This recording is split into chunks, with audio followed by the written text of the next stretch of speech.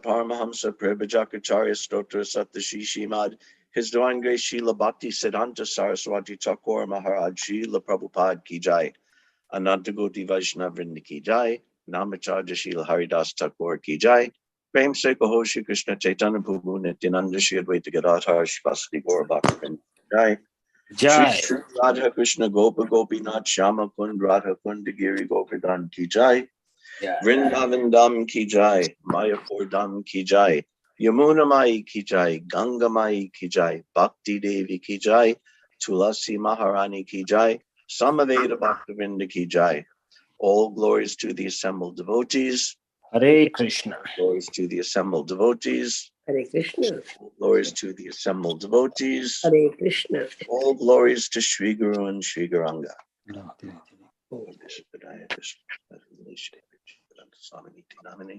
Namaste Saraswati Om Namo Bhagavate Vasudevaya. Namo Bhagavate Vasudevaya. Om Namo Bhagavate Vasudevaya. Om Namo Bhagavate Vasudevaya. Om Namo Bhagavate Vasudevaya. Om Namo Bhagavate Vasudevaya. Reading from Srimad Bhagavatam, Canto 1, The Creation, Chapter 11, Lord Krishna's Entrance into Dwaraka, Text 34. Evam nripanam kshitibhara janmanam akshohini bi parivritta tejasam vidhaya varam swasano yatanalam mito vadenao parato nirayudha. Evam nripanam kshitibhara janmanam akshohini bi parivritta tejasam vidhaya vairam swasano yatanalam mito vadeno parato nirayudha. Evam nripanam kshatibhara janmanam akshohini bi parivritta tejasam vidhaya vairam swasano yatanalam mito vadeno parato nirayudha. Everyone please chant. Hare Krishna. Evam nripanam kshitibhara janmanam akshohini bihi parivratta tejasam vidhaya vairam swasano yathanalam mitho vidhono vidheno parato nirayudah. Evam dripanam kshitibhara janmanam akshohinibhi parivritta tejasam vidhaya vairang swashano yathanalam mito vadheno parato nirayudha. Evam Nripanam Kshitibhara Janmanam Akshauhini Vi Parivritta Tejasam Vidhaya Vairam Swasano Vatanalam Mito Vadeno Parato Nirayudha. Hare Krishna. Hare Krishna.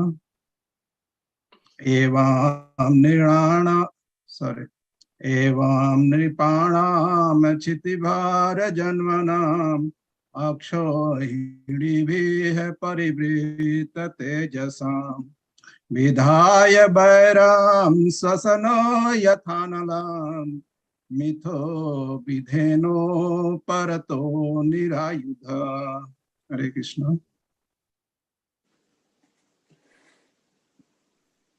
Hare Krishna. Evam nirpanam shiti bhar janmanam akshohini bihi parivritta tejasam vidaya vairam savasato yathanalam mito vadena parato nirayudha. Ayudaha. Hare Krishna. Anyone else? Okay, word for word translation. Evam, thus. Nirbanam, of the kings or administrators. Kshitibhara, the burden of the earth. Janmanam, born in that way.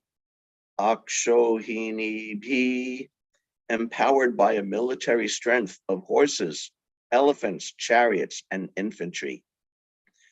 Parivrita, being puffed up by such surroundings. Tejasam, prowess. Vidhaya, having created.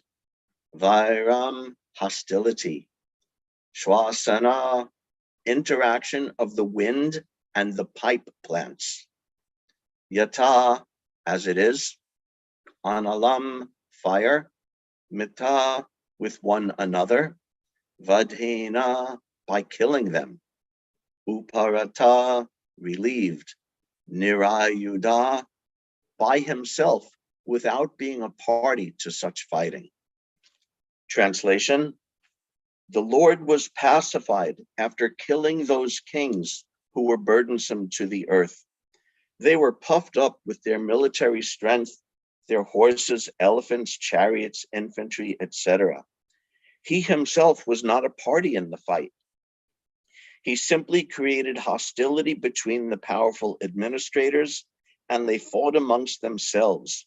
He was like the wind, which causes friction between bamboos and sows sparks of fire. Purport by His Divine Grace Srila Prabhupada. As stated above, the living entities are not factual enjoyers of things which are manifested as God's creation. The Lord is the genuine proprietor and enjoyer of everything manifested in his creation. Unfortunately, influenced by the deluding energy, the living being becomes a false enjoyer under the dictation of the modes of nature. Puffed up by such a false sense of becoming God, the deluded living being increases his material strength by so many activities and thus becomes the burden of the earth. So much so that the earth becomes completely uninhabitable by the sane. This state of affairs is called dharmasya glani, or misuse of the energy of the human being. When such misuse of human energy is prominent, the saner living beings become perturbed by the awkward situation created by the vicious administrators, who are simply burdens of the earth. And the Lord appears by his internal potency just to save the saner section of humanity and to alleviate the burden due to the earthly administrators in different parts of the world. He does not favor either of the unwanted administrators, but by his potential power, he creates hostility between such unwanted administrators as the air creates fire in the forest by the friction of the bamboos. The fire in the forest takes place automatically by the force of the air. And similarly, the hostility between different groups of politicians takes place by the unseen design of the Lord. The unwanted administrators, puffed up by false power and military strength, thus become engaged in fighting amongst themselves over ideological conflicts and so exhaust themselves of all powers. The history of the world reflects this factual will of the Lord, and it will continue to be enacted until the living beings are attached to the service of the Lord. In the Bhagavad Gita, this fact is very vividly described. Bhagavad Gita, chapter 7, text 14. It is said, "The deluding energy is my potency, and thus it is not possible for the dependent living beings to supersede the strength of the material modes. But those who take shelter in me, the personality of Godhead Sri Krishna, can cross over the gigantic ocean of material energy. This means that no one can establish peace and prosperity in the world by fruitive activities or by speculative philosophy or ideology. The only way is to surrender unto the Supreme Lord and thus become free from the illusion of the deluding energy. Unfortunately, persons who are engaged in destructive work are unable to surrender to the personality of Godhead. They are all fools of the first order. They are the lowest of the human species of life. They are robbed of their knowledge, although apparently they seem to be academically educated. They are all of the demonic mentality, always challenging the supreme power of the Lord. Those who are very materialistic, always hankering after material power and strength, are undoubtedly fools of the first order, because they have no information of the living energy, and being ignorant of that supreme spiritual science, they are absorbed in material science, which ends with the end of the material body. They are the lowest of human beings, because the human life is especially meant for reestablishing the lost relation with the Lord, and they miss this opportunity by being engaged in material activities. They are robbed of their knowledge, because even after prolonged speculation, they cannot reach to the stage of knowing the personality of Godhead, the summum bonum of everything. All of them are men of demoniac principle, and they suffer the consequences as did such materialistic heroes as Ravana, Hiranyakashipu, Kamsa, and others. Evam nripanam kshitibhara janmanam akshohini bi parivritta tejasam vidhaya vairam swasano yatanalam mitovadeno parato nirayudha. The Lord was pacified after killing those kings who were burdensome to the earth. They were puffed up with their military strength, their horses, elephants, chariots, infantry, etc. He himself was not a party in the fight. He simply created hostility between the powerful administrators, and they fought amongst themselves. He was like the wind, which causes friction between bamboos and so sparks a fire.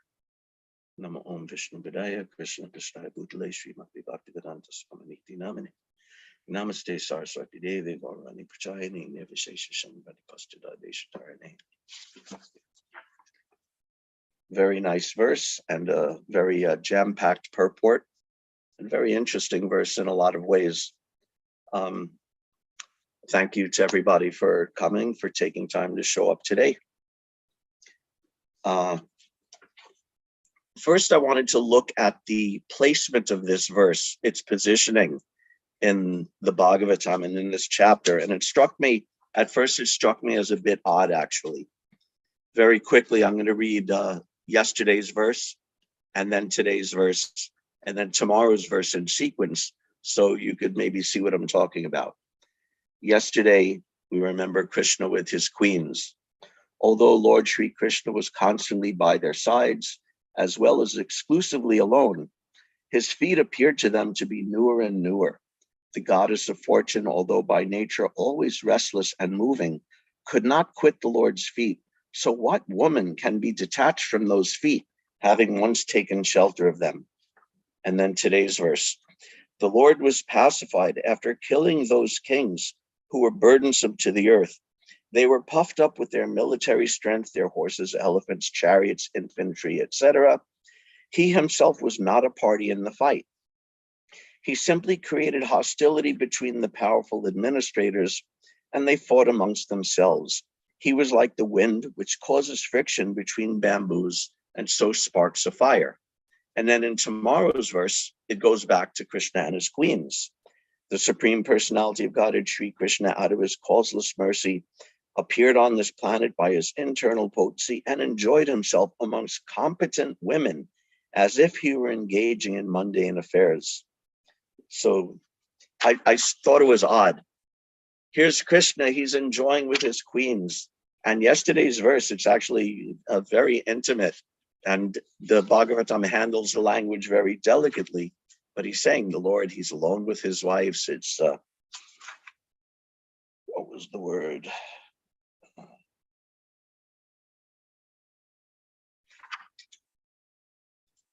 I'm sorry, Raho Gatas, very private, very secret. So Krishna's with his queens in this private, grihasta way, and they're enjoying with him, and they can't tear themselves away from his lotus feet. And then there's this verse, today's verse, that Krishna, without even doing anything, he's arranging the material world so that all the demoniac kings and all the demons of the world, by his arrangement, without him even taking personal part in it, he's arranging for all the demons to kill themselves. And then again, the Bhagavatam jumps right back into, Krishna, he's enjoying with Sri Ratnam. Is that the word? Yes, Sri Ratna, these jewels among women, the queens. Krishna is enjoying with them just like an ordinary householder, apparently. So I thought the placement of this verse, like I said, it struck me as a little unusual. So I was thinking, what was the purpose? What was the reason for inserting this verse in the middle of this very intimate and beautiful, loving description of Krishna and his queens? And I thought of several reasons.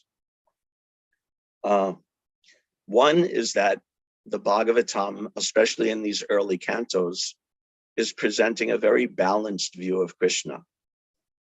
It's not like in the 10th canto, it focuses much more exclusively on his loving pastimes, because by the time you reach the 10th canto, one should already have been long convinced that Krishna is the supreme personality of Godhead.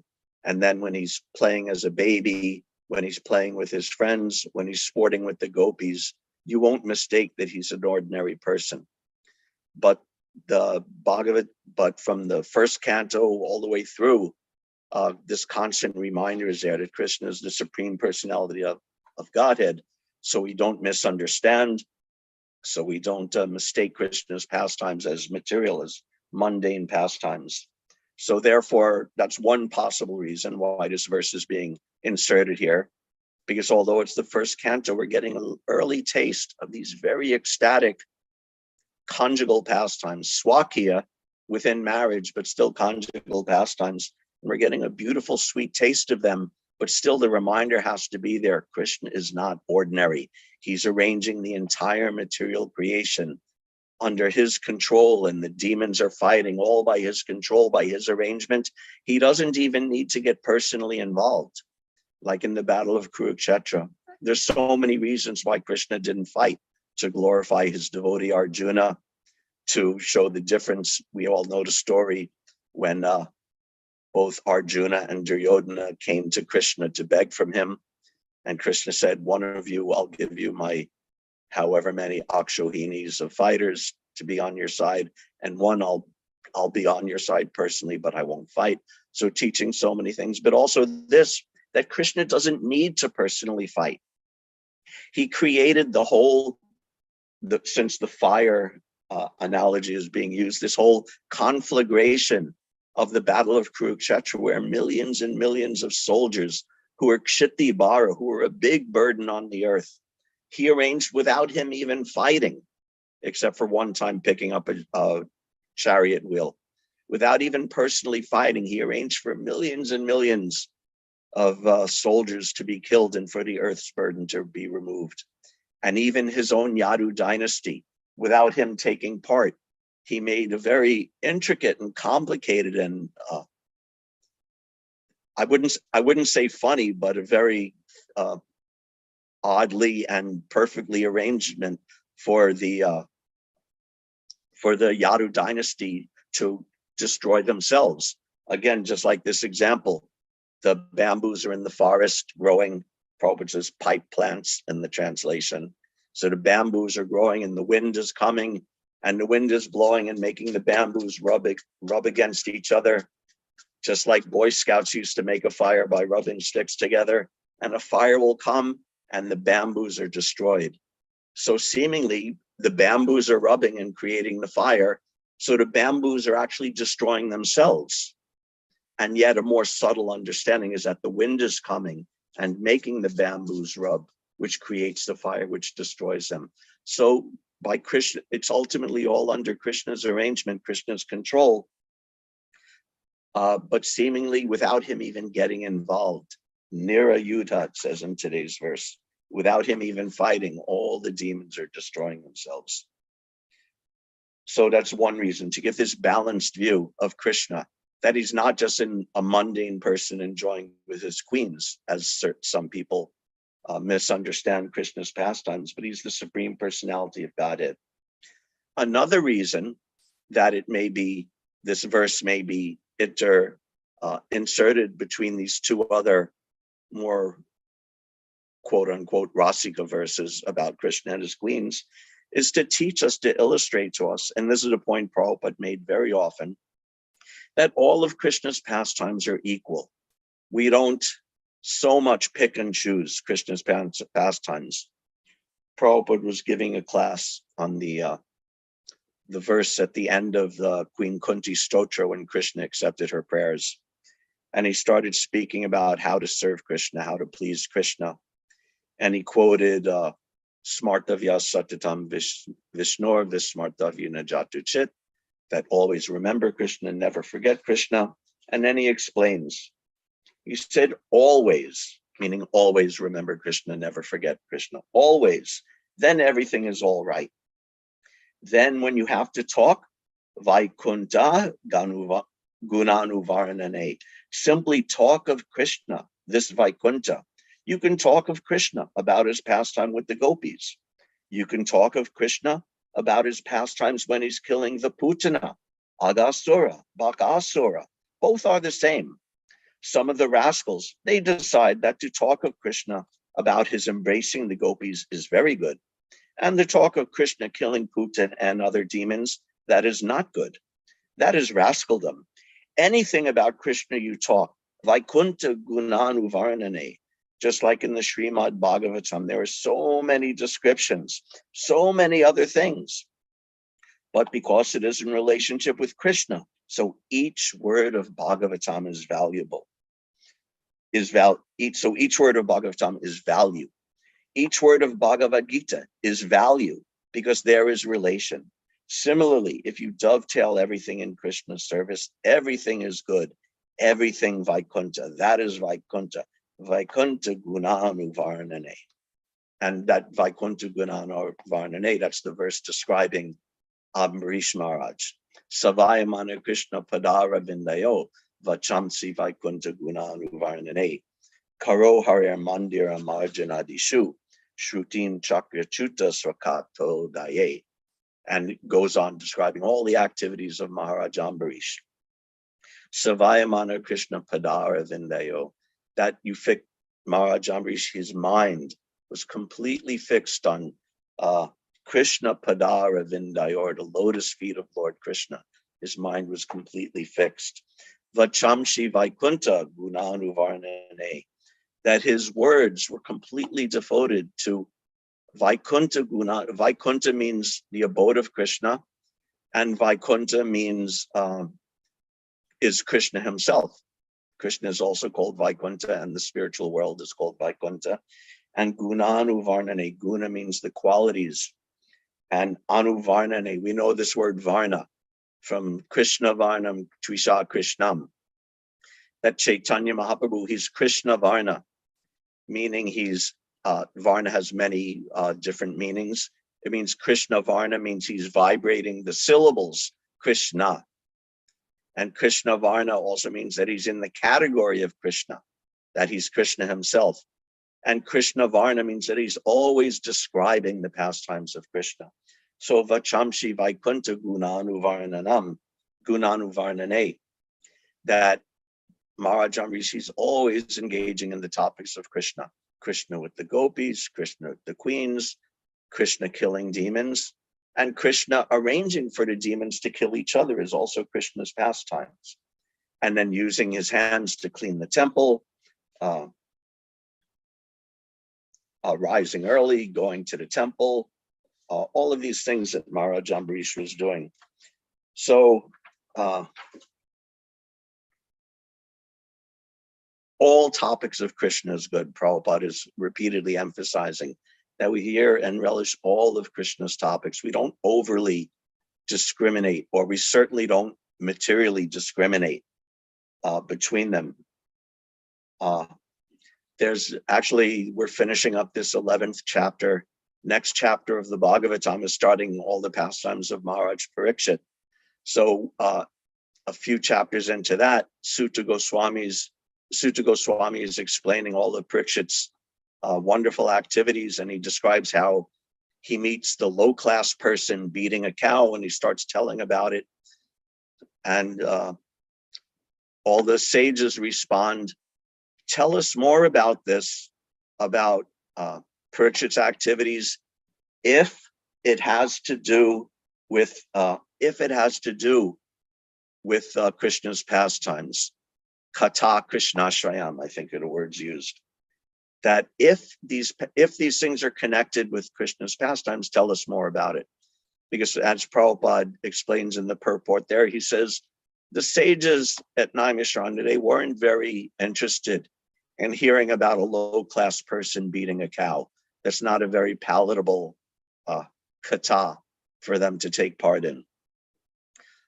But if it's connected with Krishna's pastimes, then explain it, then tell it to us. Then it becomes worth hearing, then it becomes enjoyable to them. So this is, all of Krishna's pastimes are sweet.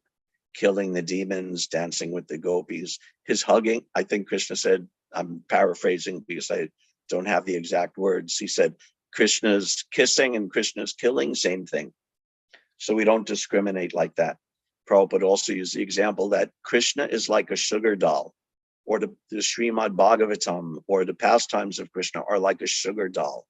A sugar doll, anywhere you taste, any part of it that you taste is sweet. It's all sweet, Krishna's pastimes.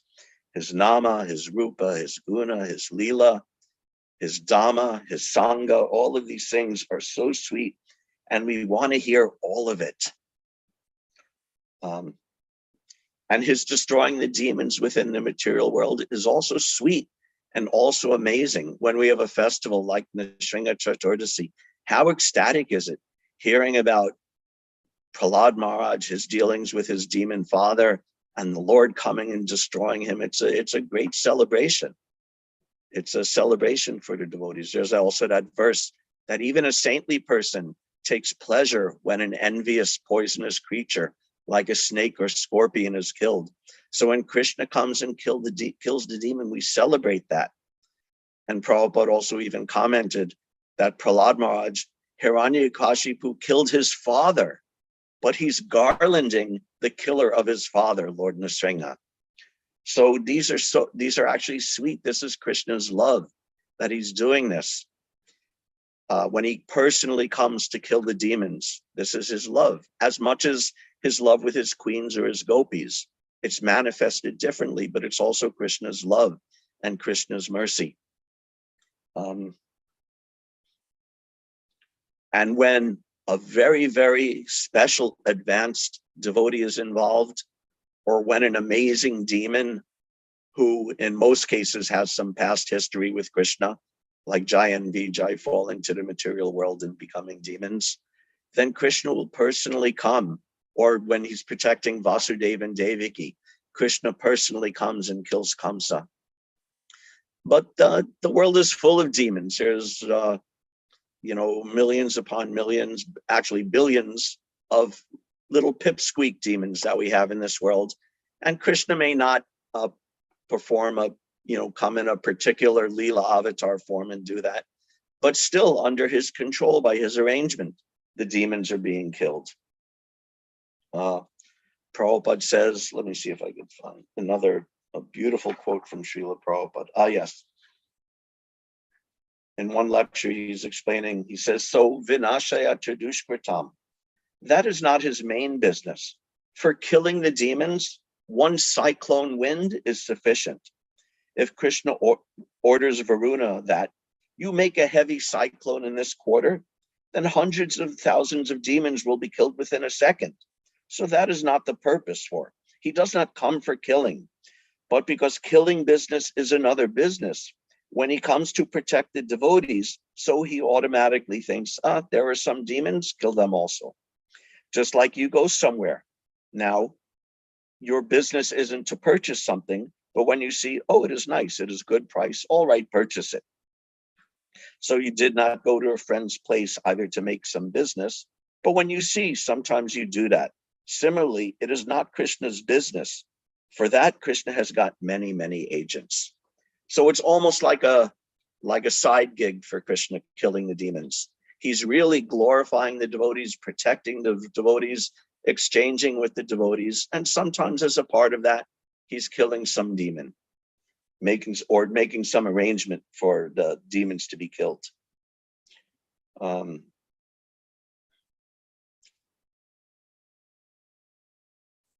Or we could say, if Krishna thinks it's worth his time and energy to kill the demons, either directly coming or by making some arrangement, by being the wind that makes the bamboos rub, that makes the fire, if it's worth his energy, then it's also worth our energy to hear about it and to glorify it and to relish it.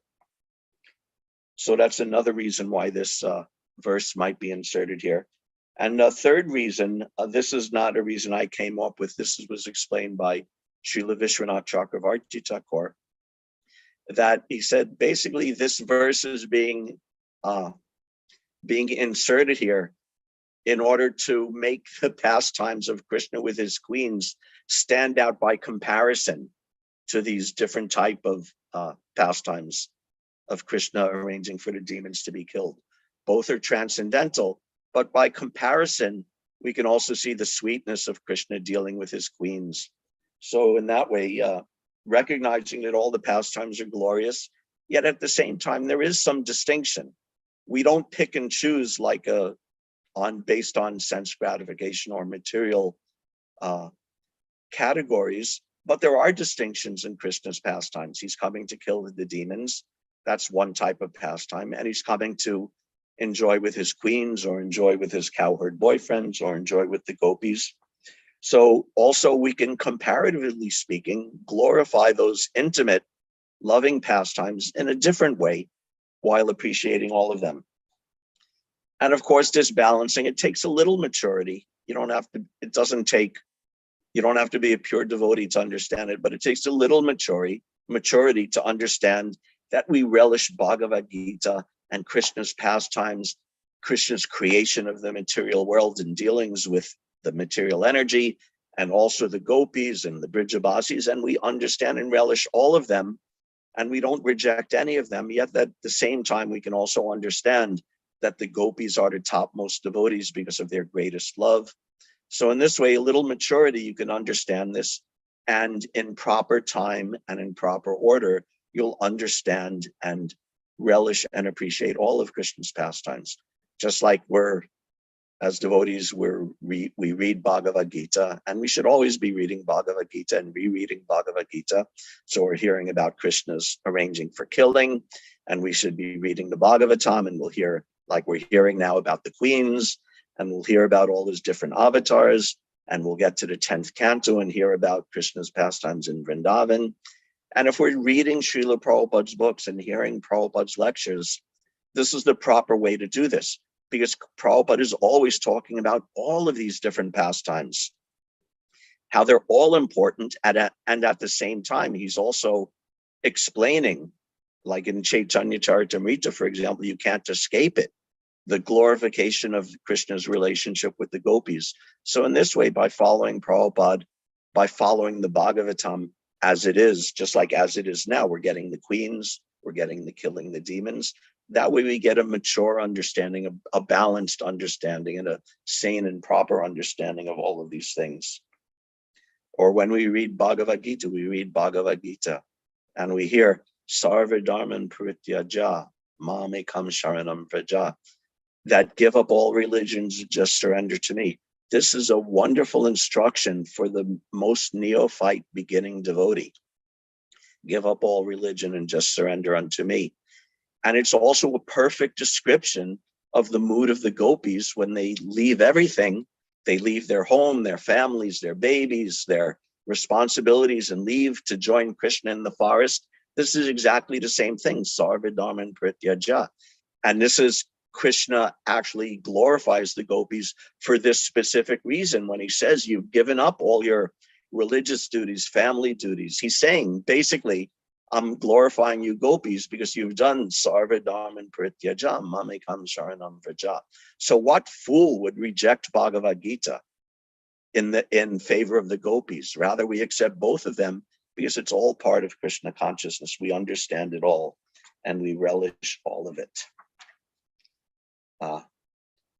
And there are rare instances, this is for advanced devotees, certainly not at all for me, but there are instances in devotees where there is an appropriateness to focusing on the very advanced pastimes, just like in the discussion between Chaitanya Mahaprabhu and Ramananda Roy, when Chaitanya Mahaprabhu was asking what's the goal of life, and he starts referencing Bhagavad Gita, and Chaitanya Mahaprabhu says no, and then he goes to something else, no, no, no, all the way up to the description of Krishna and the gopis and Krishna with Radha. And he says, all the other things, he says, eho bhaya, this is external. But then when he describes Krishna and the gopis, he says, eho haya, this is the right thing, explain more.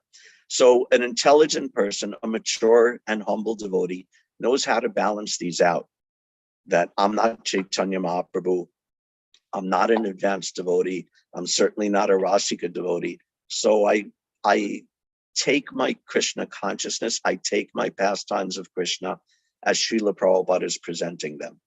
And I think that's a good general practice for all of us to do. Then we get this very balanced idea, just like the balance, the queens and the killing demons and the material pastimes and the pastimes in the spiritual world. All of them balance out very nicely and help us advance very nicely in devotional service. Let's see. Oh, this is one quote from Sun. Has anyone heard of The Art of War by Sun Tzu? Is a famous Oriental philosopher about the art of war, how to fight a war. And he says, to win 100 victories in 100 battles is not actually the acme of skill, but to subdue the enemy without fighting, this is the acme of skill. So in today's verse, Krishna's fight is, where is it? Nirayuda, that he's defeating all of these demons without even fighting himself. He's defeating all the demons. So he is the best warrior and the best chastiser of the demons and killer of the demons without him even having to do anything or lift a finger. So he's the best. He doesn't fight, but he's the best fighter. He defeats all. Tarejati tanaijati. He's situated in one place, but he's everywhere. He has no legs, but he moves faster than anyone, faster than the mind. And he's Nirayuda, he doesn't fight, but yet he defeats everyone. So if we want to take shelter of a person, if we want to surrender to a person, who better than Krishna, who is the best fighter, the best, who can defeat anyone? Like if you're in school and you want to be, and you're being bullied in school, you don't want to take shelter of some weakling. You want to take shelter of someone who is actually strong, who can actually protect you. So Krishna can protect better than anyone. He's so powerful that just by his will, millions of demons can be destroyed in a moment without him even having to lift a finger. So let's take shelter of that person. Earlier in the Bhagavatam, the beginning of Bhagavatam, Apana samsritin goram yanama vivaso gyanan tata sadyo vimuchyeta yad bibeti swayam bayam. Krishna is so powerful that he is feared by fear personified. The verses, living beings who are entangled in the complicated meshes of birth and death, guilty, can be freed immediately by even unconsciously chanting the holy name of Krishna, which is feared by fear personified. So Krishna conquers everyone. Everyone is afraid of Krishna. He's the most powerful. So if you take shelter of him, if you chant his name, then those who are entangled in the, the complicated meshes of birth and death, and these meshes are very complicated. In these complicated meshes of birth and death, you can be freed immediately by even unconsciously chanting the name of Krishna. The point is that you can get freed by unconsciously chanting, but by consciously chanting, you can even go beyond being freed from material life. You can actually develop pure love for Krishna, who is feared by fear personified. So this is the person to whom we should really want to surrender, Krishna, who is feared by fear personified. Or what's the other? Jita Jito Yais Yatais Trilokyam. That Krishna is unconquerable. He's Ajita. But if you surrender to him, he becomes conquered by the love of his devotees. And the process is simple. And the process is there, just like the process undertaken that I recounted earlier by Ambarish Maharaj. Gyane prayasam udapasir namantya eva. Give up your mental speculation. Just hear about Krishna. Gyane prayasam udapasir namantya eva. What's the next line of that? Jivanti san mukaritam bhavati avartam. And just hear the sweet pastimes and chant the sweet pastimes of Krishna with your mouth, mukaritam. Describe this. And stanestita shrutikatam tanuman manobi. Stanestita, you don't have to turn your whole life upside down. You don't have to necessarily leave your family. You don't have to grow a big beard and long hair, or put ashes on your body, or sit in the freezing river in the winter, or surround yourself by burning fire in the summer. No, you remain wherever you are and you worship Krishna, and you hear about Krishna in his very private pastimes with his queens, who love him so much. They have his lotus feet and they can't bear to be torn away. And that same Krishna, who is destroying the demons for his playful pastimes. That's the other thing about killing the demons, is that it's a sport for Krishna. It's an enjoyment for him. And he also does it to protect his devotees. And who, even without leaving the spiritual world, he's making all arrangements in this material world for the demonic bamboo leaders of this world to cause friction with each other and destroy each other.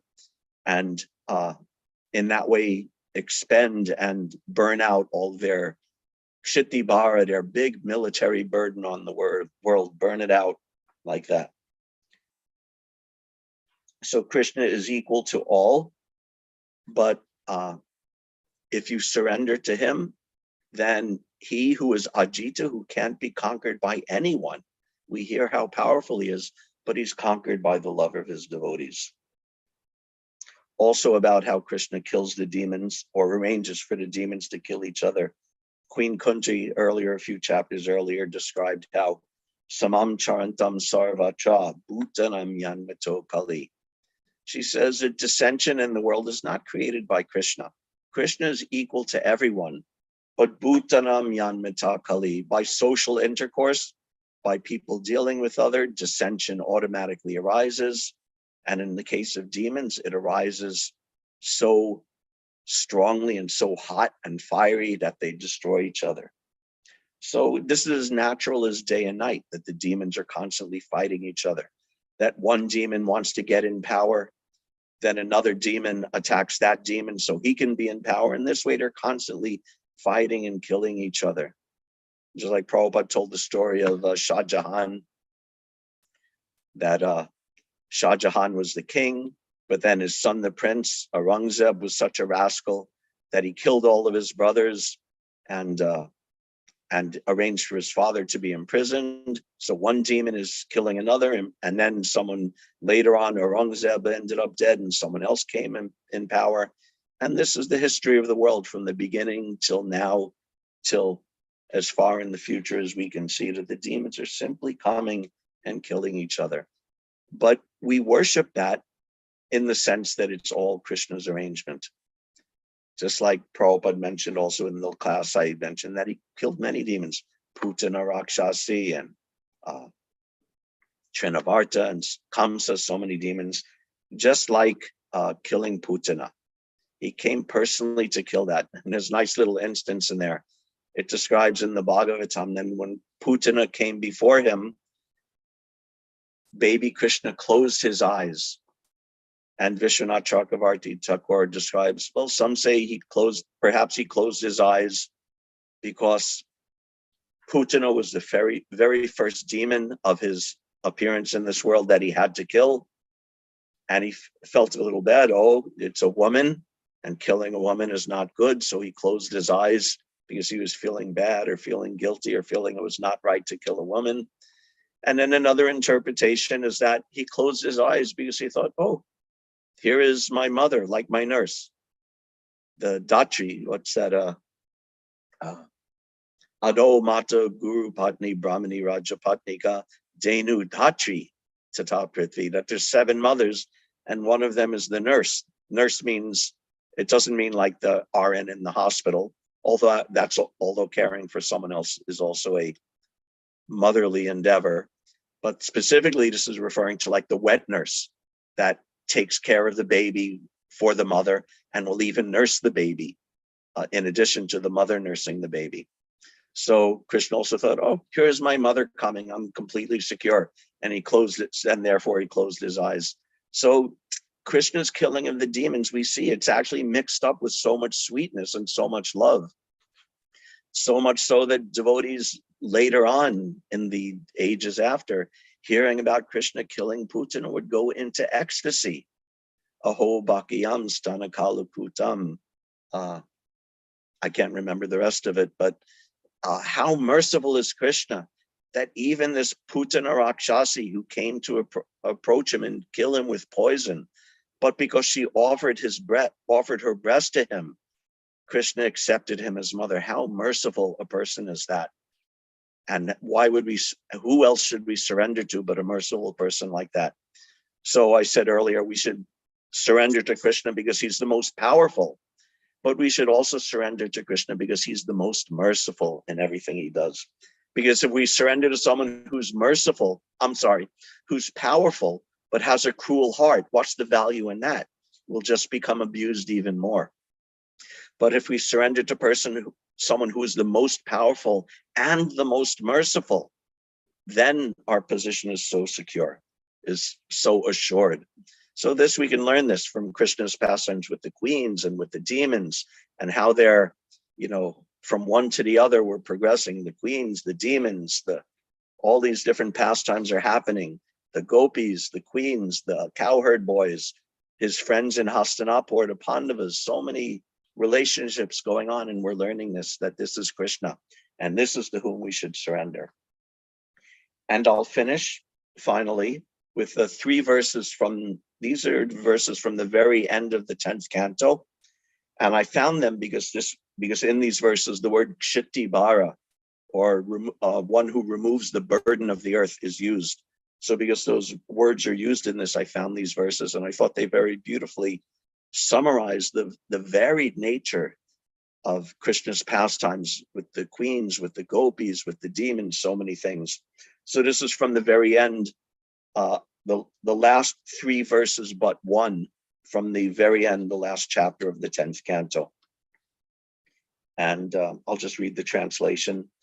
The heavenly Ganges is a holy place of pilgrimage because her waters washed Lord Krishna's feet. But when the Lord descended among the Yadus, his glories eclipsed the Ganges as a holy place. Both those who hated Krishna and those who loved him attained eternal forms like his in the spiritual world. The unattainable and supremely self-satisfied goddess of fortune, for the sake of whose favor everyone else struggles, belongs to him alone. His name destroys all inauspiciousness when heard or chanted. He alone has set forth the principles of the various disciplic successions of sages. What wonder is it that he, whose personal weapon is the wheel of time, relieved Kshiti Bara, the burden of the earth? Lord Sri Krishna is he who is known as Janani Vas, the ultimate resort of all living entities, and who is also known as Devaki Nandana or Yashoda Nandana, the son of Devaki and Yashoda. He is the guide of the Yadu dynasty, and with his mighty arms he kills everything inauspicious, as well as every man who is impious. By his presence, he destroys all things inauspicious for all living entities, moving and inert. His blissful smiling face always increases the lusty desires of the gopis of Vrindavan. May he be all glorious and happy. To protect the principles of devotional service to himself, Lord Krishna, the best of the Yadus, accepts the pastime forms that have been glorified here in the Srimad Bhagavatam.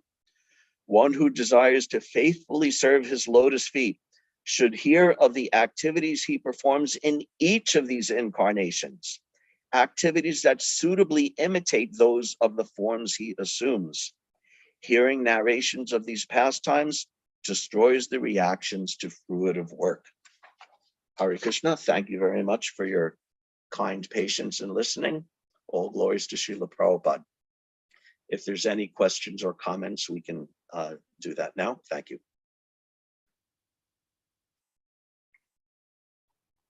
Thank you so very much, Prabhuji, for wonderful session today. So if there is any comment, question, concerns, or anything, so please go ahead, unmute, and you can go ahead, please.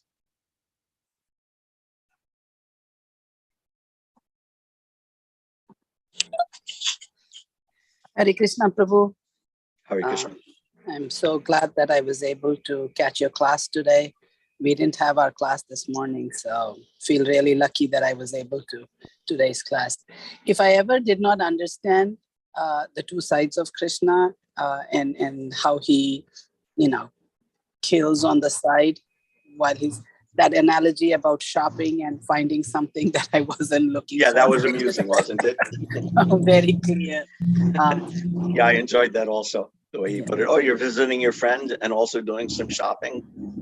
I thought it was a very recent phenomenon, but it is amazing that Srila Prabhupada, in his stage and his understanding, he was able to see that.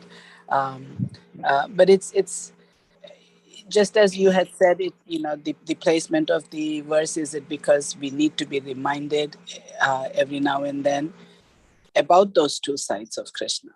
Yes. I mean, that was a very a point that I would not have ever thought of. So it was really nice that you brought it up. And like you said, it's any time is a good time to listen to Krishna Katha.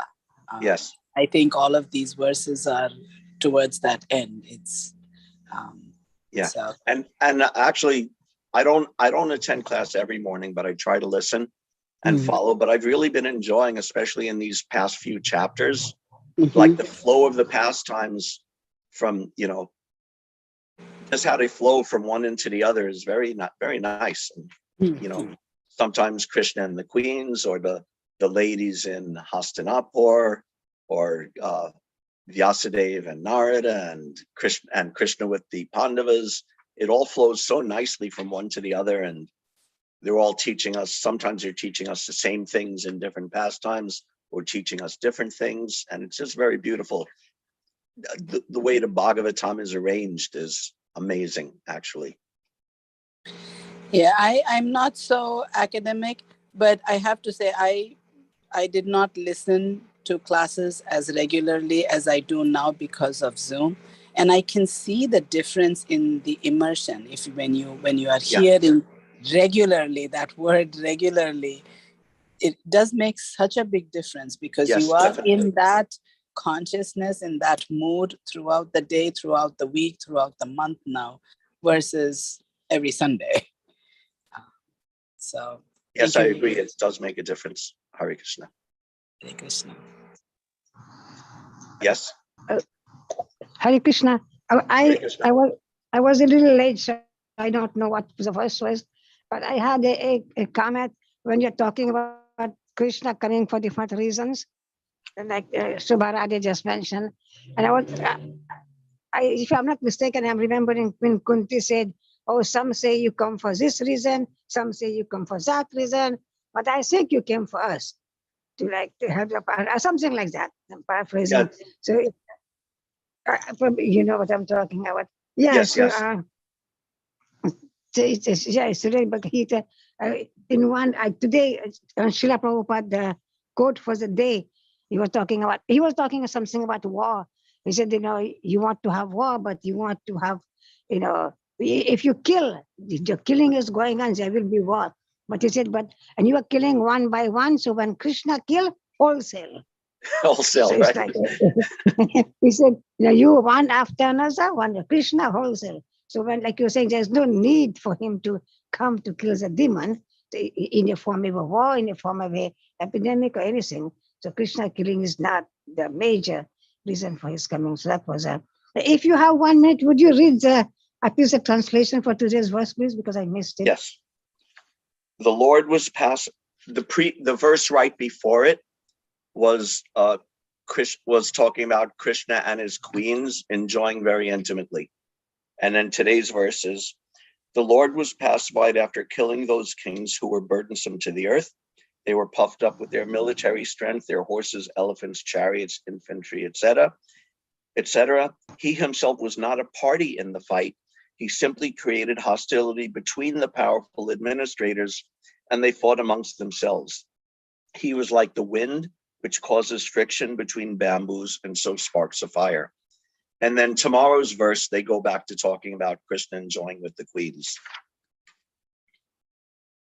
And you're bringing up the Queen Kunti prayers is actually really good, because there's several of those verses about Queen Kunti speculating about why Krishna appears in this world, and all of them are valid, but not in the verse, but in one of the purports, Prabhupada comments that actually the real reason that Krishna came was for his own pleasure, for the pleasure of his own pastimes. So that's the ultimate reason. Yes, Charichandra Prabhu, please. Yeah, Charichandra Prabhu had the hand raised. Hare Krishna Prabhu. Hare Thank you Krishna. for the wonderful class as usual. So you gave a few reasons why this verse might appear here, because at first glance it may seem sort of out of place, as you mentioned.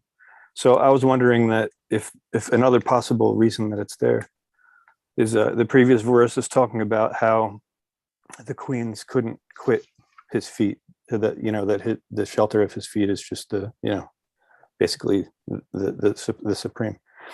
And then this verse is talking about how he's being pacified by that worship of his feet, but also that he was able to relieve the burden of the earth, which is such a huge thing, without even doing without even actually fighting himself. So just to show that, and earlier you were talking about power and mercy. And so to show that he's both of those and just does that without even, breaking a sweat, so to speak. Yeah. If that's also sort of a transition there, because they're trying to pacify him. He just returned home, and that's what he was returning home from. And then so is that another way to see how? Yeah, I like that. Yeah, I like that. I'm sure we could derive many, many reasons, but I really like that. That ties it in nicely. That they're both pacifying Krishna. Even that word is used. The Lord was pacified. So I like that. I like that analysis very much. That he's pacified by his pastimes with the queens, and he's also pacified by arranging for the demons to be killed. And just like I said, how Prabhupada said that Krishna comes, the ultimate reason is his own pleasure. So both of these tie into that. His pastimes with the queens he's enjoying, and he's pacified, and the pastimes of arranging for the killing of demons he's pacified. So I like that analysis very much. Thank you. And I'm sure Thank you very much. We could discuss and probably come up with a lot of reasons why this verse appears here and how it relates to the verses around it. But I like that analysis. Thank you. Anything else? Thank you, Prabhu. Very Hare nice Krishna, class. thank you. Hare Krishna. And you really explained nicely how this shlok came in between, and even though it looks odd, but there is importance of that. Yeah. And the other thing, Shobharade Mataji also said, that what difference it makes, if you hear Bhagavatam every day, it completely changes consciousness, rather than only going for Sunday class, so we all should hear actually class as much as possible.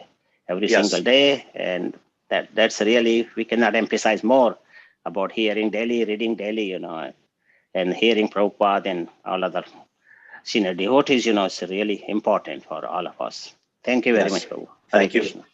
Yes, that really is such a, like I said, I don't listen every day. I'm at work, so sometimes at work I get an opportunity to listen a few days a week.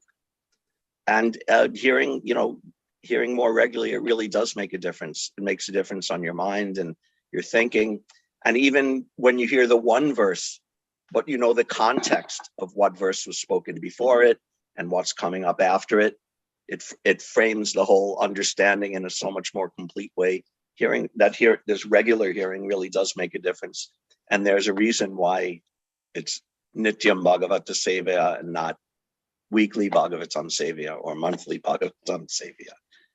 It changes whole consciousness, actually, Yes. Whole consciousness changes.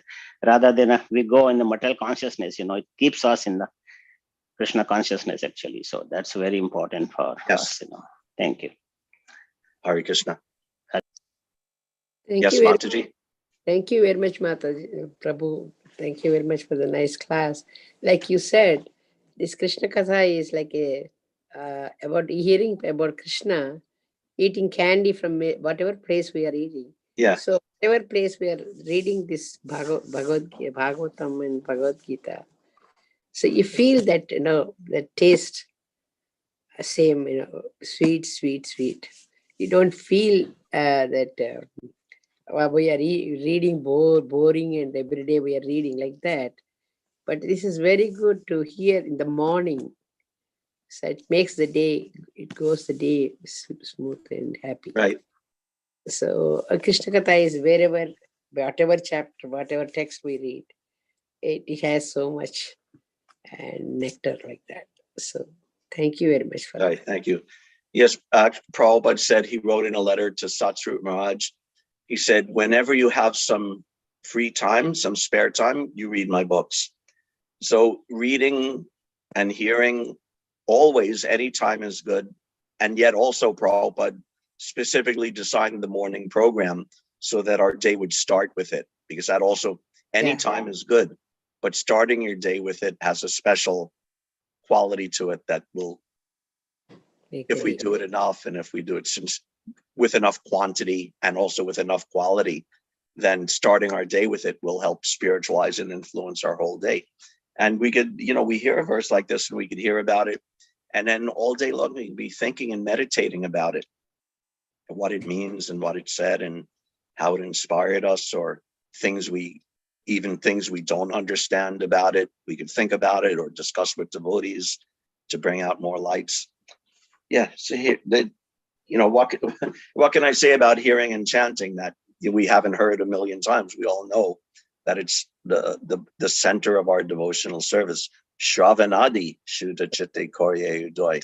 That Shravanadi, that it starts with the hearing and chanting. So thank you very much. Let's keep on going with the hearing and chanting. Hare Krishna. Today I don't know if a temple representative is there for announcements for Sunday feast. Continuing with Ishopanishad, right? Yes, we have going to continue our series, and we have His Grace Kratu Prabhu, who is our guest speaker today. He's a disciple of Srila Prabhupada and initiating guru in ISKCON. So we'll be very, very happy that he's coming, and it should be a very good class. And do you know which mantra he's doing from Ishopanishad? Number 13. Number 13, okay. Yes.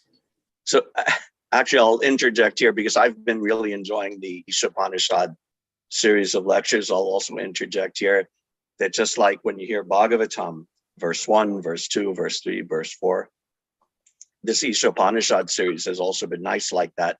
Although we're doing representative verses, not every mantra of it, but still there's a sequence and a series and a sort of logical development throughout the verses. So I've really been enjoying hearing these Ishopanishad classes too. So hopefully everyone is enjoying that also. Okay, thank you very much for your kind attention.